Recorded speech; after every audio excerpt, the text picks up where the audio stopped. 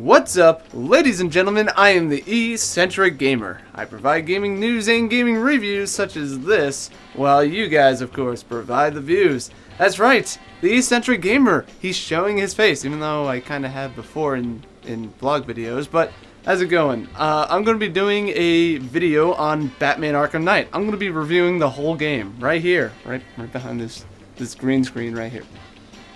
Movie magic. On this wall, I'm going to review Batman Arkham Knight. Batman Arkham Knight was one of my most anticipated games of the year. Possibly my game of the year. And as you know, the game came out 2-3 weeks ago now. Had a horrible PC release. But on the consoles, which is what I got it for, and I got the limited edition at GameStop and the whole thing. So at least the console gamers, you know, were satisfied with that the game actually worked on them. And also the Matter of Family DLC came out, the first major DLC to come out for Arkham Knight because of the season pass. So I'm going to be talking about all that. So let me just dive right in it here. I've completed the main story 100%. I've gotten all the criminals. I've activated Nightfall Protocol and everything. Oh yeah, by the way, before I go into it right here, spoilers. This is going to be a heavily spoiled review, honestly. So, some of the positives with Batman Arkham Knight, I want to start off on the positive notes here. Like I said, the main campaign is worth playing. It's a lot of fun. I loved the concept of Gotham being just completely overrun by this army, this militia, led by the Arkham Knights. And the cops and Batman are struggling together to combat this foe on top of defeating all the enemies in the game. Another thing I liked about the game was the environmental takedowns, which is something new, never been done before in the previous Arkham games. They kind of spliced it in here and there, but not to this scale where you're cutting off lights at the top of the ceiling and dropping them on enemies, or grabbing them by the head and bashing them into an electrical box or something like that. Some of that is really satisfying. It's integrated into the combat very well, so it doesn't mess with your timing or anything like that, which is essential for the free flow combat system. On top of that too, another positive is the free flow system itself, because if you compare it to the previous Arkham game, Batman Arkham Origins, Warner Bros. Montreal changed it up a little where it was actually worse than Arkham City. Arkham City had the free flow system down pat. Like you felt like Batman and Catwoman fighting the waves and waves of bad guys and just completely mopping the floor with them. Another positive regarding to the game is the addition of, finally, the Batmobile. The Batmobile mechanics are really fun. It's really fun to control. I had a lot of fun just driving around the city, to be honest with you. The Batmobile could have been potentially just disasterful. It just could have been a disaster for the Arkham games because it's something never been done before in the previous Arkham games. This was the biggest change from any of the Arkham games to Arkham Knight, including the Batmobile and having game mechanics built around that. Some of the challenges were built around the Batmobile. And like I said, some of the challenges were fun with the Batmobile, and driving around the Batmobile was fun. The mechanics were fun. But the whole concept of the Batmobile and the fact that it's there is freaking awesome. And I had a hell of a lot of fun playing it. You know, once I got the mechanics down, because I will admit at first it was a little frustrating. The mechanics were just a completely I was just completely like whoa, way out of there. If you saw my stream, you saw how bad I played. Come on, Eric, shoot down the missiles. Oh, I can't see them. Yeah, it's just like really hard, isn't it? No, you just shoot them. In these kind of situations, the Eric blows dick. I don't know, you're doing worse than I did. That's for fucking sure.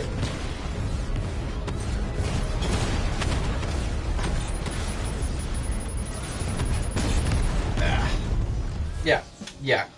Once you get the mechanics down, it is a lot of fun. It really is. And probably the most fun with the Batmobile mechanics was they kind of added like a stealth mode. Not a stealth mode per se, but they they did some like boss battles and some of the fights with the Batmobile. There's these big tanks called what was it called? The really big tanks that you had to sneak around in order to take out, that could really, you know, fuck you up if they noticed you. That was honestly for me the most fun, because I'm a stealth guy, and the fact that they even did like a stealth predator type of gameplay with the Batmobile was a nice addition, which did diversify the different ways of playing as the Batmobile, because basically you fight a bunch of tanks the whole time with the Batmobile. In a bad game, it would have been just simply waves and waves and waves and waves and waves of tanks, and that's it. But here, not only do they have the waves and waves and waves and waves and waves of tanks, but they also added a little different gameplay regarding to the waves and waves and waves and waves of tanks. You still fight tanks, but you gotta stealthily take them out. You gotta sneak behind them and then shoot them in the weak spot, you know? That, for me, that part was the most fun playing the Batmobile. And the waves and waves and waves and waves of tanks were fun, but after, you know, 7 or 8 hours of that, but I'll get into that, like I said. Fear takedowns. Going back to the combat, one of the cooler things about Batman Arkham Knight was the addition of this new takedown called the Fear takedown, which is unlocked when you get your new suit. Batman's new suit is made of metal and all this other metal stuff. It kind of reminded me of like a high-tech version of the Christian Bale Batman suit. It's apparently makes you lighter and be able to make you move faster and everything, and you'd notice that initially.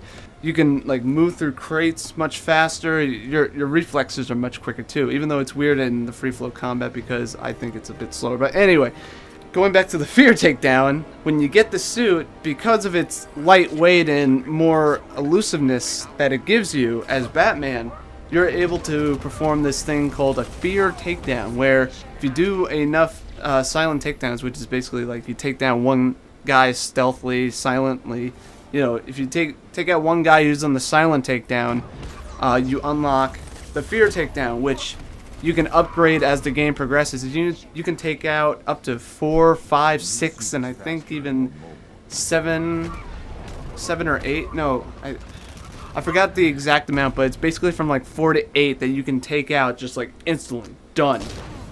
Beaten. and it comes very handy at certain points, and it's just such a satisfying feeling, which is typical for a Rocksteady Arkham game, giving you the mechanics of being the Batman and just completely making it feel like the most satisfying thing ever.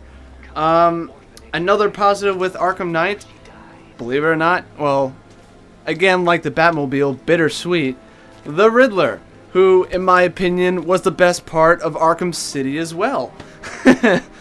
Actually, he's basically been the second best part of the Arkham City third, technically, because of Catwoman. But the point is, Riddler's up there with one of the best parts of the Arkham series, even though it is annoying to get all the Riddler trophies and all that stuff, and it is in this one particularly. However, I know a lot of people are like, it makes no sense that Riddler would make frickin' challenge tracks, whatever the hell, just for the sole purpose for the Batmobile. And he even explains it as he's trying to gather terahertz of data so he can best Batman and the Batmobile and the whole thing.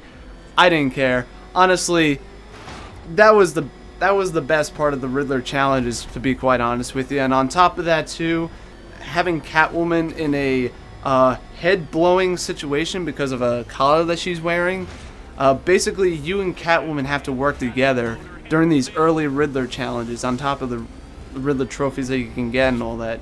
But basically Riddler's challenges are broken up into 3 different challenges. One, collect all the trophies and solve all the riddles. You have to save random rider henchman people, basically criminals that have a bomb put into their brain. Somehow Riddler did that, which I think is kind of interesting. Maybe referencing Gotham, since he is kind of a surgical type of guy in Gotham a little bit. But there's the Riddler trophies and the riddles themselves that relate to a supervillain. And on top of that, you have to save Catwoman from her head blowing up collar thing that she's wearing for a good portion of the game. That was my first introduction to dual play as well, which I'll get into a little probably on the next segment. But basically, the Riddler challenges was the most fun, and trying to save Catwoman, getting the key in order to save her, and going through the Batmobile track in order to find the key and save Catwoman. It was a hell of a lot of fun. Trust me when I say that. It was one of... Riddler steps up his game from Arkham Asylum to Arkham City, and Arkham Knight is by far the best. But again, there's not enough. But I'll get into that. I'm holding it back. That aspect of the Riddler challenge is freaking awesome. I had a lot of fun doing it.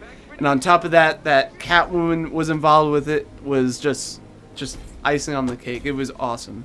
Okay, so I'll just go into it. Dual play. From relating it to it before. Like I mentioned, the Riddler, when I did the first Riddler challenge involving Catwoman and the whole thing, first you have to go into the Batmobile, go through the track, and then you have to put the Batmobile on top of this button thing, which lights up a bunch of lights, and then you gotta switch with Catwoman back at the Riddler's hideout where she's captured, and basically you have to switch back and forth to figure out which podium, I guess, which podium, let's just say, which podium had the right key in order to unlock the collar, and there's 8 of them. There's 8, I believe there's 8 of these. No, I think there's 10 keys that you gotta twist in order to save Catwoman. Basically, during these whole challenges, you're switching between Catwoman and Batman, trying to figure out the Riddler challenges. You can also have dual play with Robin and Nightwing, which was also equally as satisfying. But again, holding it back. But the dual play was a hell of a lot of fun. It really was. Nightwing is pursuing Penguin. You team up with Robin when Harley Quinn jumps in. Basically, she takes over your base, and you have to work with Robin in order to stop him. But the dual play with like the stealth combat and just fighting people and building up that combo, taking down guys, or like I mentioned, the stealth mode thing. The dual play was a very nice addition, and I think it was a step in the right direction. But it was like a half a step in the right direction, which I will get into later. So that's pretty much all the positives in a nutshell, to be quite honest with you. Now for the negatives. Where to start? I have no idea. Alright. Obviously, what was the main focus was the main campaign. That was obvious. That's what Rocksteady was focusing on when they made this game. And it shows. It's phenomenally done. It's all put together. The voice acting is great. The whole king caboodle is great. The problem is, which in my opinion, and on top of all the other Arkham games, this is something, basically all the negatives is something that's always been a negative with the Arkham games. And that's the content after the games. After you complete the main story campaign. I'm sorry about that. Basically, Arkham Knight with dual play, when they first showed it, potentially co-op. It's going to be co-op. Oh my god, it's going to be co-op. It's not co-op. Dual play, you just switch between the two characters and that's it. And the worst part of the dual play system, you see, in Arkham City, when you were able to play as Catwoman, they focused an entire trailer around that fact that Catwoman pretty much has her own storied missions going, had her own thing going on with Arkham City, completely semi-separated from the main campaign. Okay, when they revealed that, that was mind-blowing. Some people said, Rocksteady said that segment of Arkham City was about 10% of the overall gameplay. Well, let me tell you something, what a lot of other Arkham fans have been saying. That 10% of the fucking gameplay was better than the original Catwoman video game that came out. Everyone forgot what year that game came out. It was better than that, and it was only 10% and probably like about a good hour or two of content. And it was really awesome. It was a nice addition, a really one of my favorites in Arkham City. That basically the main campaign and the Riddler, Catwoman's in the middle of that, okay, with Arkham City. For me, the main campaign, Catwoman and the Riddler were the best parts of Arkham City. And even the side missions too, because on top of that too, at that time, the technology, I think, wasn't as strong. So I could understand the level that they couldn't do that much with the side missions, where it was just simple rinse and repeat of the same thing with like detective mode, scanning the faces in order to figure out that who's causing these crimes, or basically repeating the same thing 4 or 5 times in each side mission. Well, those types of side missions return in Arkham Knight, and as I mentioned, with Catwoman being playable and free roaming and all that stuff, you can't do any of that in Arkham Knight. It's just Batman and that's it. Batman, that's it. That's all you get. Batman and the Batmobile, and that is it. Only at certain points in the game, which is the dual play segment systems, which is the guilty pleasure about the dual plays, because the dual play only happens at certain points in the game. Certain side missions, like I mentioned, Nightwing, when you're going after the Penguin, you team up with Nightwing.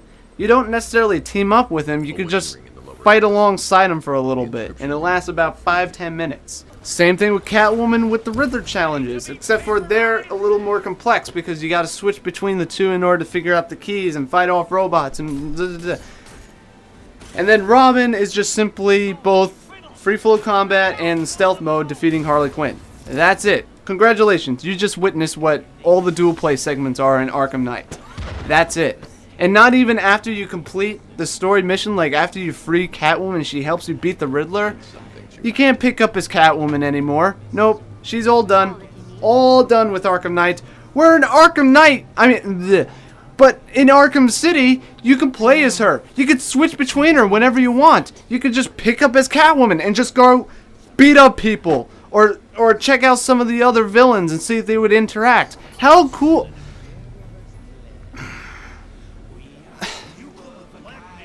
Calm down. Yeah, I mean, what else can I say about it? I mean, that was one of the best parts in Arkham City. I felt introducing Catwoman like that was a huge step forward in just mindfuck, okay? Just mind blowing. That was freaking awesome. There's nothing better you could do about that, honestly.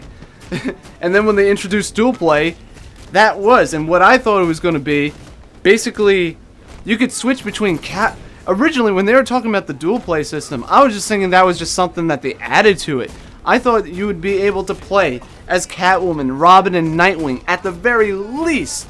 The characters that were playable in Arkham City, I thought they were going to have a decent-sized role in Arkham Knight, where basically you can free roam as any of these characters and take care of all the side missions as Robin, or Nightwing, or Catwoman. But they don't have that here. It's just dual play, and it's only focused on a certain side mission. And not only that, the side missions is just repeating the same shit over and over again, where the character gets captured at the end. Once you beat their side mission, I would wish I could just pick up as Nightwing, or Robin, or Catwoman, and just free roam Gotham City, beating up thugs or completing the side missions. I think it would have been essential for Batman not to complete all the side missions, to have the other characters complete the side missions. I know, the story was, I'm Batman and I gotta do it by myself, and he even tells it to the characters' faces, Robin and Nightwing in particular. No guys, I don't need your help, I'm the fucking Batman, piss off. But they, end up helping you anyway. I mean, I think as soon as the events of Arkham Knight were done, and once you complete their side missions, like once you capture the Penguin, once you capture the Riddler, or no, once you release Catwoman, once you capture Penguin helping out Nightwing, once you stop Harley Quinn, those characters should be available for free roam, and you can pick up the main mission with Batman, and the rest of the side missions you can choose between Batman, Robin, and Catwoman and Nightwing. That would have made the game so much better. It would have been interesting to, let's just say, Nightwing go after Two-Face. It would have been cool to see the interaction between Nightwing and Two-Face. Or the interactions, or hell, Catwoman. Have Catwoman take down Two-Face, because if you paid attention to Arkham City, those two were at cahoots. Well, not cahoots, they weren't working together, but They were going at it for Arkham City. Two-Face was predicated on Catwoman's story. It would have been cool to pick up that story again and see where they are at this point in time. Are they still... I was, like I said, I was just curious. Maybe have Catwoman take some money, put it in her pocket. I don't know. It would have been made some cool dynamics with the different characters and everything. The biggest problem with Arkham Knight was the diversity in the extra content on top of that, where Arkham City had that with Catwoman. And this was the opportunity, the so-called next generation technology.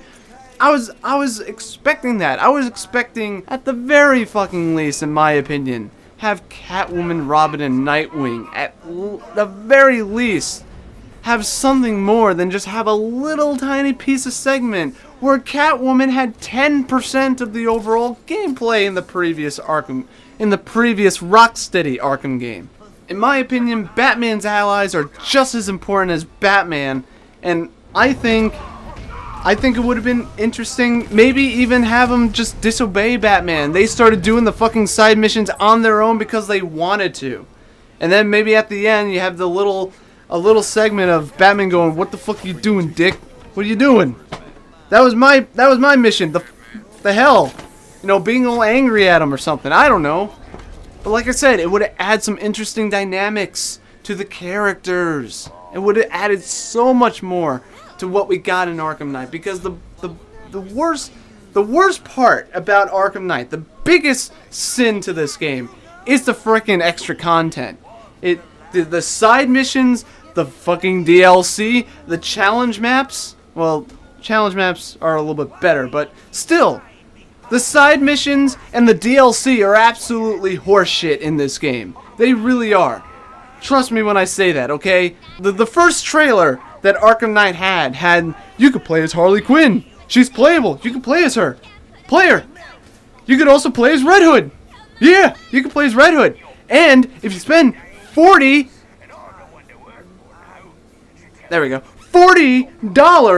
on the fucking season pass, you could play the first DLC of the game first. You get exclusive rights to it about like maybe a month early. Okay, you could play as Batgirl if you pay $40 right now and get this season pass. Guess how long these two last, okay? Let me tell you. Let me ask you something. Okay, for those of you who haven't played the Harley Quinn extra storied mission, guess how long it is? I'll tell you. Guess how long it is. 30 minutes. That's right. 30 fucking minutes. That's it. And you're done. That's it. That's all. You don't even get free roam. You don't even get, by the way, you don't even get the Harley Quinn challenge maps. The people at Walmart, the people who pre-ordered Arkham Knight at Walmart got the Harley Quinn challenge maps, but they didn't get the story DLC. No, wait, maybe they did. Actually, I'm not sure. Was it GameStop? You see, Warner Brothers? You see all this content breaking apart? I don't have the Harley Quinn challenge maps. I had the stupid half an hour long story mission. That was fun for 30 fucking minutes. You call this a story DLC? I wonder if this costs money right now. I wonder if people even have this right now. And even if they do, how much does this cost?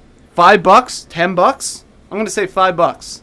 This is not worth $5 for 30 minutes of content that you've been promoting. It's this big old story that's going on. No, this isn't a story. Let me tell you what happens. You break into the Bloodhaven Police Department. You beat up a bunch of cops. Then after that, you stealthily beat up a bunch of cops. Then you beat up a bunch of cops again, and then you beat up Nightwing. Congratulations. You have just played, thanks to me, you have just played the Harley Quinn's story DLC. That's it. 3 segments. One combat system, one stealth mode combat system, and another you beat the crap out of Nightwing at the end and you save Poison Ivy. Just to have her go, fuck you, at the villains meeting with Scarecrow. And, oh, let me tell you, Red Hood. Red Hood's the same exact thing. You break into Black Mask's, one of Black Mask's thing, trying to find out where Black Mask is. You beat up or you murder a bunch of guys, and then you go to another place. You stealthily murder a bunch of guys, and then you go and you murder Black Mask. Congratulations, you have just played the Red Hood story mission. The fuck? Are you kidding me? That's it? That's all you got for me? What do you want? You see my issue here? Oh, and the icing on the cake, that fucking season pass. A Matter of Family DLC. Guess how long that is? Guess. 1 hour. I guarantee you, 1 hour. Guarantee you. Basically, you save a bunch of cops while Robin finds bombs that you gotta disarm because you're Batgirl and you're a hacker. And you go beat up Harley Quinn and Joker at the end. So you save hostages, you disarm some bombs, and then you beat up Joker to ultimately have Joker get away at the end. An hour long of content. How much? $40 fucking for a fucking season pass for this piece of shit? Well, it's not a piece of shit. The piece of shit is that it's only an hour long. The fuck? Are you kidding? You call this worth $40? You call this $40? Really? Really? More than half of the full retail price of the game originally, Warner Brothers. Are you kidding? You're telling me that this is worth $40? That I gave up Dragon Ball Z Xenoverse and Saints Row 4 because I traded in order to cover the season pass because I was really interested in this DLC. It's only an hour fucking long?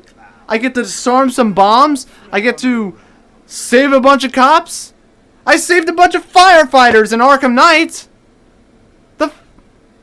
Are you kidding? I'm sorry if I feel a little ripped off, okay? When I go back to the semi-satisfying but semi-disappointing Harley Quinn's Revenge, at least that was 2 hours. At least that had a little bit more going on.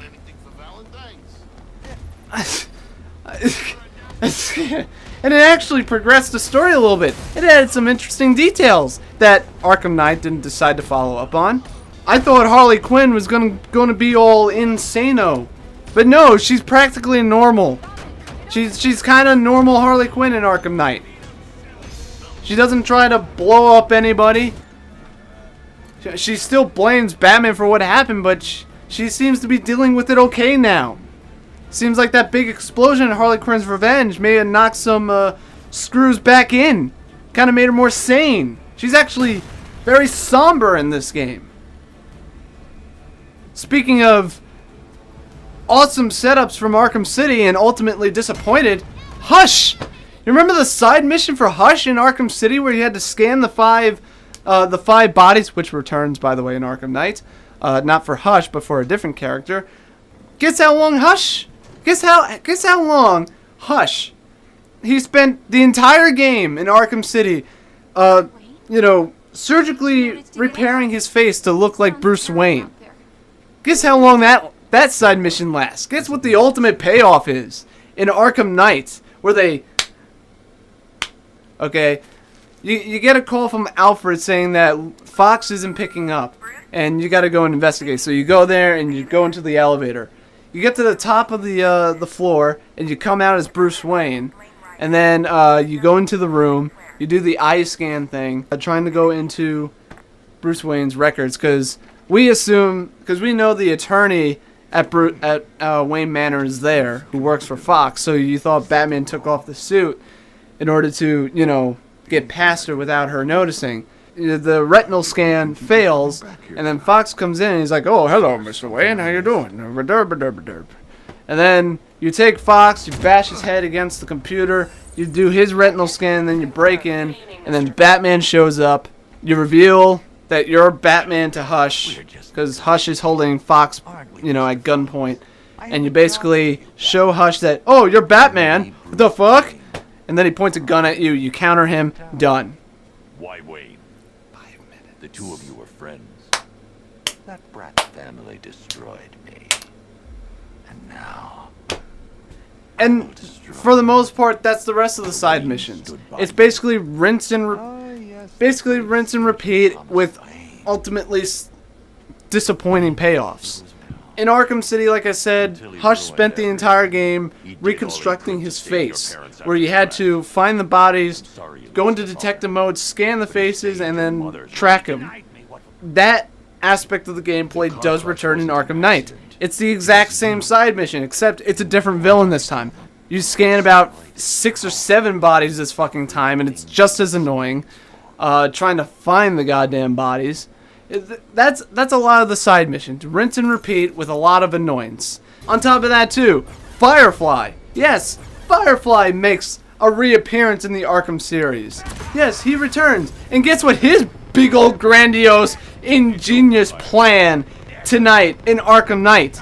Guess what his plan is? Oh, I guarantee you're not going to guess it. Firefighters! Fire buildings! That's right! Firehouses. There we go. That's the word I was looking for. He was burning down firefighters in Arkham fucking Knight. Whoa! What a supervillain! Oh my god! Going back to Man-Bat. Again, same thing. You're flying around the city. Doop-a-doop-a-doop-a-doop. You're flying around, you notice Man-Bat, you land on top of him, you fall to the ground, you inject him with, you either take away blood or you inject him with the cure, and you do that 3 times, 4 times, and then that's it. Well, not exactly that's it. The first time when you take the blood, you go to the science, you go to his lab to find out what happened first. Oh, what a difference. And then you create a cure in this cute little mini game. You create the cure, you go back out, and then it's just rinse and repeat. Inject them with the cure. Oh, I didn't put enough, Alfred. I'm sorry. I'm fucking Batman. I didn't put enough cure in him. I gotta go and do it again. And I fly up in the air, you fall down, and then put the cure in again, and then he's cured. And then you take him to GCPD. And that's it. Man-Bat's just flying around the city, doing his own, not even doing his own thing, just flying around the city. Firefly, just burning firehouses. Hey, Rocksteady, you know what would have been cool? If you did some references to the original animated series. You remember what Man-Bat did in the animated series? He was taking chemicals in order for him to continue being Man-Bat. Have him go to Ace Chemicals. Have him take some of the Ace Chemicals stuff. I don't know. Have him just completely go into the side of the building and start, I don't know, wreaking havoc in the buildings. Or how cool would it be to have Man-Bat just flying around the city, or you're on ground level and you're beating up a bunch of bad guys in the whole thing, and then all of a sudden Man-Bat just comes down and just takes a rioter or takes a criminal and flies off to wherever, and you're like, holy shit, I gotta save that guy. You know? That would have been cool, but none of that. There's none of those cool little elements that happen in this game. It's just rinse and repeat of what's been done before with the previous Arkham games.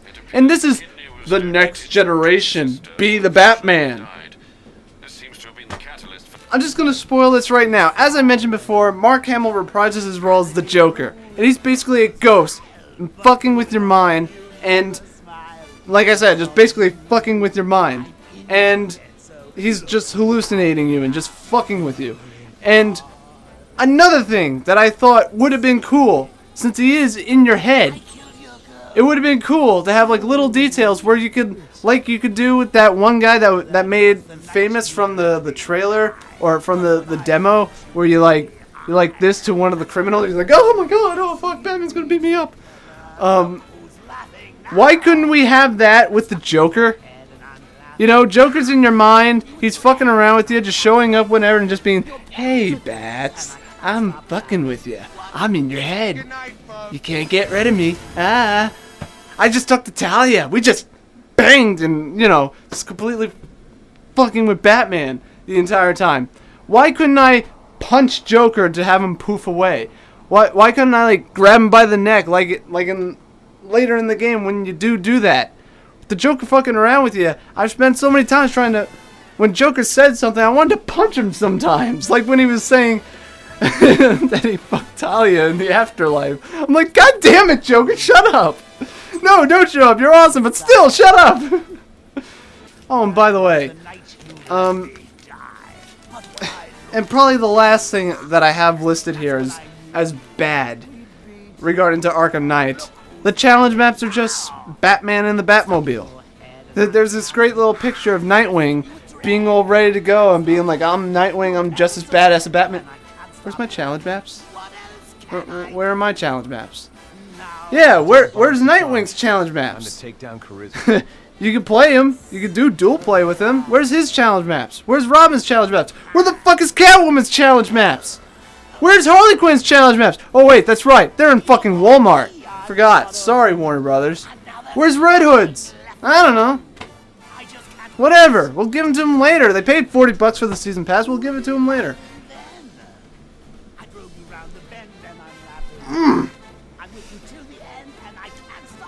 You know, Jim Sterling's right when he says that Warner Brothers cuts their game up like freaking pizza pies.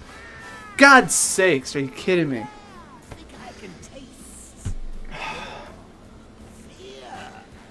Alright, so calming down for a bit. Okay. So that was my rant. That's all the negatives I thought in Arkham Knight. And funny, it's all focused on the extra stuff.